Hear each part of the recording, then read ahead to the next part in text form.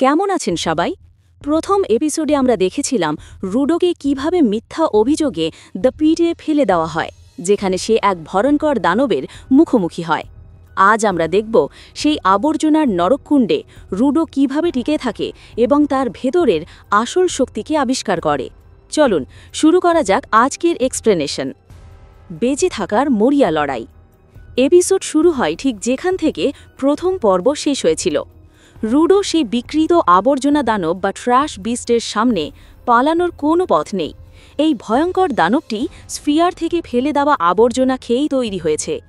রুডো প্রথমে হতাশ হয়ে পড়লেও তার পালক বাবার রেক্টর শেষ কথাগুলো মনে পড়ে। তার প্রতিশোধের আগুন তাকে বেঁচে থাকার প্রেরণা যোগায়। সে তার হাতে থাকা সেই ছেঁড়া স্টাফড ডগ বা পুতুল দিয়ে দানবটির মনোযোগ ঘোরানোর চেষ্টা করে, যেটিকে সে প্রথম এপিসোডে উদ্ধার করেছিল। রুডোর হাতে থাকা গ্লাভসের রহস্য।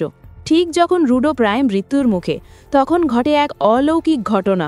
তার হাতে থাকা সেই বিশেষ গ্লাভসটি, যা নিয়ে সবাই তাকে ঘৃণা করত, তা সক্রিয় হয়ে ওঠে।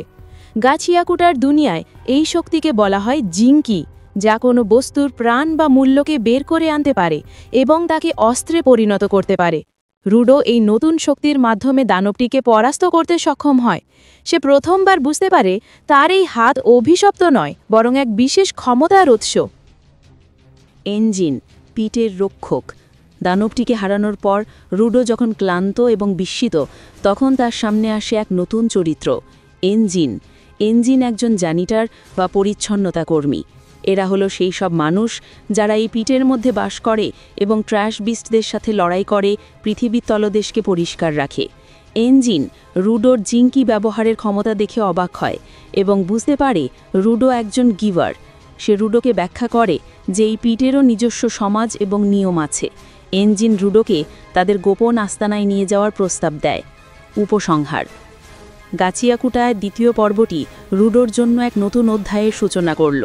সে শুধু বেঁচে থাকার লড়াইয়ে জেতেনি, বরং এমন এক শক্তি আবিষ্কার করেছে যা তার প্রতিশোধের প্রধান হাতিয়ার হবে। সে আর একা নয়।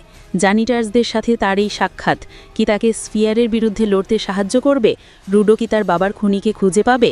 জানতে হলে চোখ রাখতে হবে পরবর্তী এপিসোডগুলোতে। যদি এক্সপ্লেনেশনটি ভালো লাগে তাহলে ভিডিওতে লাইক দিন, কমেন্ট করে জানান এপিসোডটি আপনার কেমন লাগলো এবং অবশ্যই চ্যানেলটি সাবস্ক্রাইব করুন। দেখা হচ্ছে পরের এপিসোডে।